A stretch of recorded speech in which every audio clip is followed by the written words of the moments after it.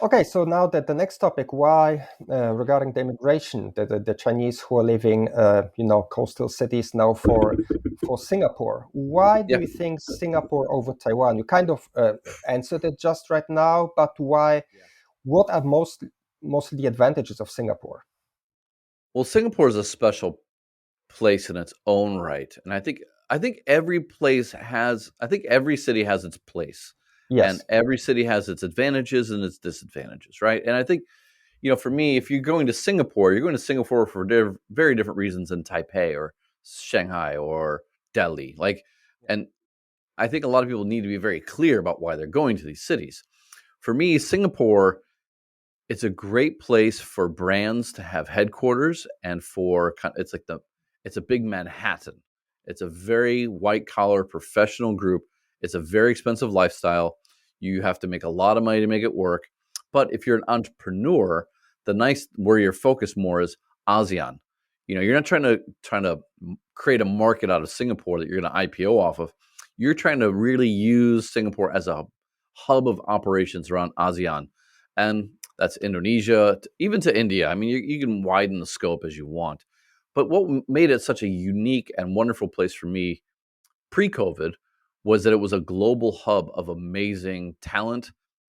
Um, the government, the EDB, does an amazing job of curating its economy and its investment and bringing in very different groups. There's a lot of support for entrepreneurs and innovators down there. And you could travel so easily. I mean, Changi Airport, just phenomenal, right? But during COVID and now going forward, I think it's going to change quite a bit. Like it's going to get much harder now. And in part because so many people have left Hong Kong and mainland for Singapore that now there's way more demand from the supply side than, going into Singapore. And so I have friends that are trying to get just service apartments down there. There's no service apartments. There's no apartments. And the Ministry of Employment has basically shut off visas except for like the highest earners and big brands because they're full. They don't have the space to hold any more people. So, for me, it's like, okay, if I couldn't travel freely in and out of Singapore, it wouldn't be a good place for me, honestly, because I need to move around and I need to be in Thailand and Indonesia and things like that if I'm going to have that lifestyle. But if I'm a global banker, if I'm a global lawyer, if I'm in the chemical industry, and you don't need to leave the city state for any like real reason, then it's okay. Like if you don't have to travel to Indonesia and inspect sites and things, you're fine. Great place, and it's great for kids. Great education. Um, I mean, obviously the weather is always consistent, so it's great. You got hot and you got hot and wet. Great. Okay. Um, you have access to all the global products and great global healthcare. So there's a lot of amazing things about that city that I think has drawn people. And initially it drew me and my family, but we couldn't make it work down there. Um, I think another one that's really interesting, if you like the raw feel for development and like an upcoming city, Bangkok and Jakarta, those two cities, even Manila, I think for a lot of people as well. Like those three cities pre-COVID were just on the cusp of going to the next level, and I think there's a lot of great adventure there, a lot of great opportunities in those cities. And actually, if you look at the Indonesian government, the Thai government, I don't know the Philippine government what they've been doing, but Thai and Indonesians, they've made it easier to get long-term visas as nomadic entrepreneurs, but also just generally as investors. And I think they're seeing that they can invite people in, and they have great quality of, well, Thailand has great quality of education and healthcare. They have amazing infrastructure being built. The city of Bangkok's got great infrastructure now. Like 20 years ago when we first came into Asia, it was like a 3-hour traffic jam, twice a day to get across the city. So there's so many activities and so many places to go here. So you just have to be very clear about it. For me, Taipei, I don't think it's carved out a niche for itself.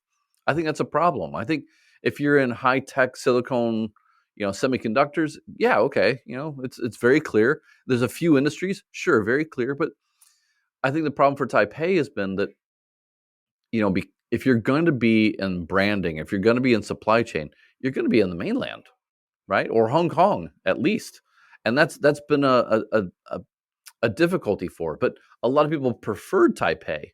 as an individual preference. And that's kind of what I think allowed the city to grow, is that people really wanted to be there and they really wanted to make something work. But there was nothing naturally to do, because the cities that they was competing against, Hong Kong, Shanghai, Singapore, Bangkok, they were just growing so much faster. Yeah, it seems to me like Taipei is more like a slow-paced, relaxing place. It's like kind of like a suburb maybe of Shanghai or Singapore. It has a Sure. different vibe. It's not so much focused on career, making big money. And I think it has a different brand than Singapore. And that's probably one of the reasons that the government here didn't really sell it as a global brand, but slowly Taipei is getting there. I think the city is really changing. And the other thing is, I could imagine that someone who has to move with his family might not like the possibility here in Taipei of a possible Chinese invasion. So I think that could scare people off. Yeah, I sure, think sure. that's the I think that's anaconda pretty low on the odds. ceiling. Yeah. I think that's pretty low odds. I mean, if you separate yourself from the news, I'm not one to really talk much about this topic, but there's been so much conversation around this, and it's just such a low probability to happen. Even if people are flexing and like just trying to like make room at the negotiating table, it's such a low probability, because they know that that would be the destruction of the global economy, and no one could handle that, right? So I don't know. I mean, for me, I think as long as Taipei or Taiwan is satisfied being a slower version, then it's okay. But if the government is trying to, like, we are number one, we want to be the most innovative, and they're in practice way behind that, that's where the problem starts. And I think, yeah, I've seen that in Singapore. I've seen that, you're seeing that in Hong Kong right now. Like, the government's just got a totally different message from reality. And yeah, I mean, you can have that message. It's fine. I'm not going to criticize. I don't really care. But as an investor, as an entrepreneur, what are you going to do with that? Well, you're going to bank what you can see.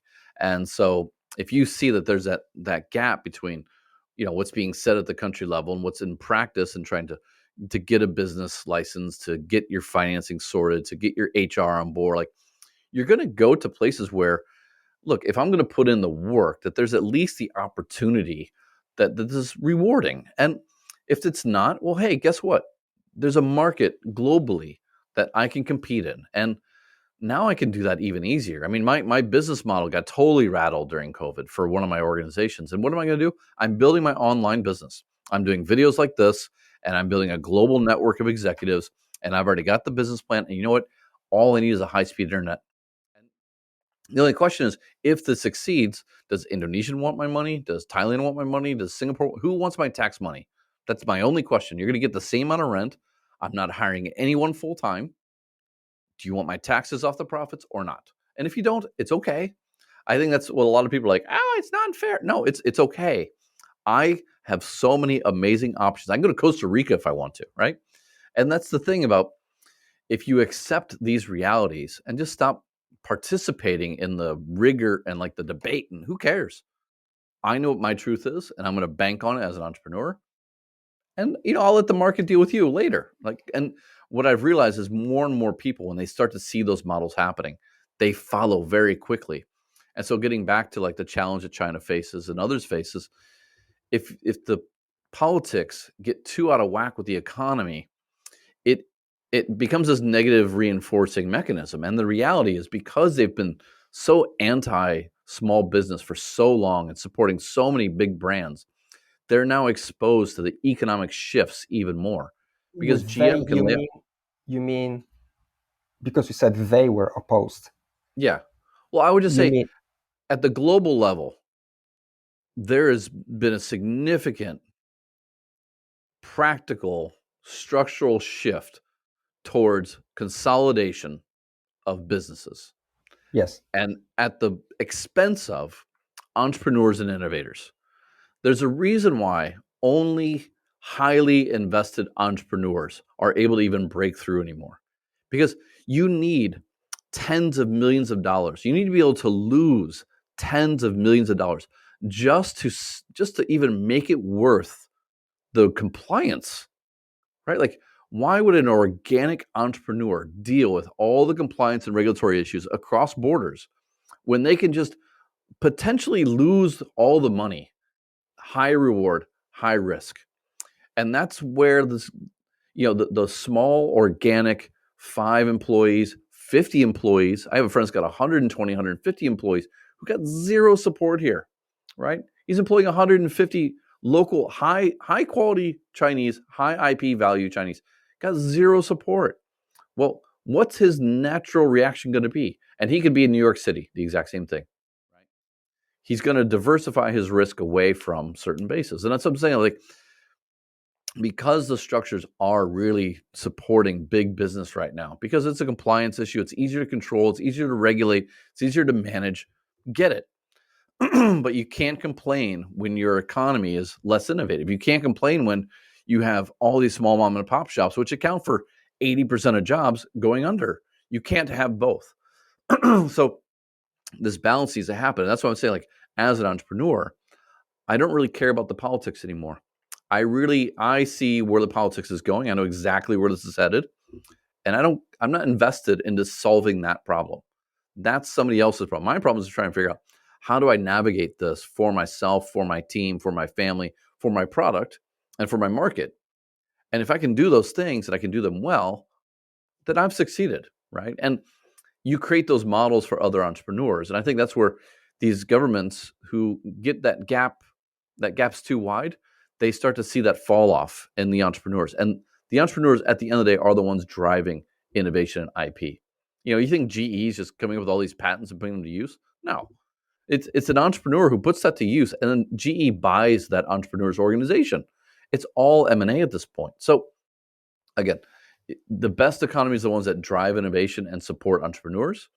And I think through this time, we're starting to see who really does that and who does that well, and who wants to do it but isn't doing it well. I think also that's okay too, because if you're going in there and they're intentionally like, we're trying to do this, but we can't make it work, I like those partnerships too. So again, it's an amazing time to be here in this region.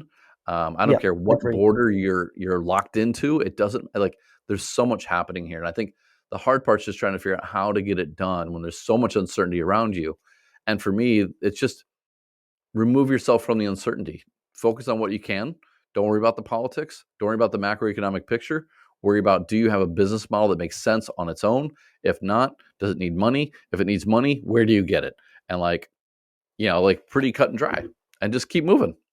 Yeah, I have to say, you mentioned a very interesting thing, namely the detachment of the mainstream media from what's going on the ground. Mm-hmm. I was there was a time end of last year when there were more Chinese jets, military jets coming into the ADIZ here, and then the titles, the headlines all over the world were like war and Third World War, and like it's a. And then, but here, nobody thought this way. It's like, okay, man, it's nothing really particular going on, but the media made really hell out of it. So yeah, we should really take a step back, and that's I'm very grateful that you agreed to talk, because we have Sure. we have a very local point of view, not somebody like who talks from Washington or another place about what's going on in Shanghai. Well, if there's one thing that bothers me about the media around China and the challenges that China's facing, it's just a lack of nuance and zero intention to show the whole picture. Now, I'm not saying that I agree or disagree with anything that happens here. Again, like with what you mentioned, flying over the ADIZ. Okay, great. I'm not going to agree that what China's doing is right or wrong. But what angers me about it is that there's no one who's willing to give the time for nuance. Yes. It's all this or it's all that. It's just this. And we need nuanced conversations. We need to be able to have debate that what is right, what is wrong, when is it going too far, when is it okay? Like, because for part of that, from what I understand, the ADIZ also extends into Fujian province. So just by Yes. flying through Fujian province in their own territory, they're violating Taiwan's airspace. Well, guys, can we just at least be honest about the size and scope of this? Because every time CNN makes it sound like they're flying right over the island, it's like, well, they're not always. Sure, sometimes I guess they are. I don't know. But again, this is Not where I think, over, but they're flying around or within the ADIZ. Yeah, but again, if you're flying through Fujian province, that's the Yes. mainland, right? So I'm not giving either side more or less credit. For me, that's not the issue. The issue is that we're not even having an honest discussion about what's actually happening.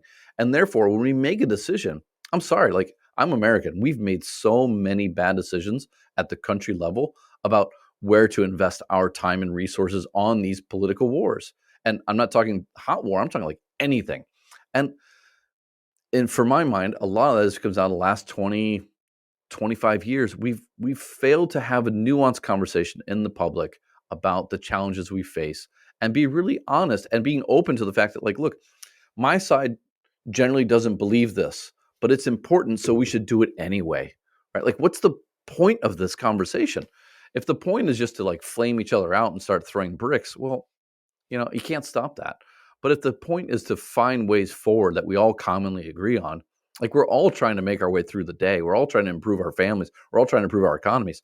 Can we do it in a different way? Like, but we can't do that if we don't have nuanced conversation. And I think that's where for myself, I like watching podcasts. I like watching, people who are on the ground, even if I don't agree with their angle or don't like, they're bringing out some interesting points that I need to consider, and it allows me to deepen my own understanding. And sometimes, hey, guess what? I change my mind on something. It's okay, because I'm learning through this process like we all should be. And again, that's very entrepreneurial. I don't accept anything as truth. I mean, there's principles I believe are important, but I don't accept anything as we're going to, without some kind of really, can we talk about this?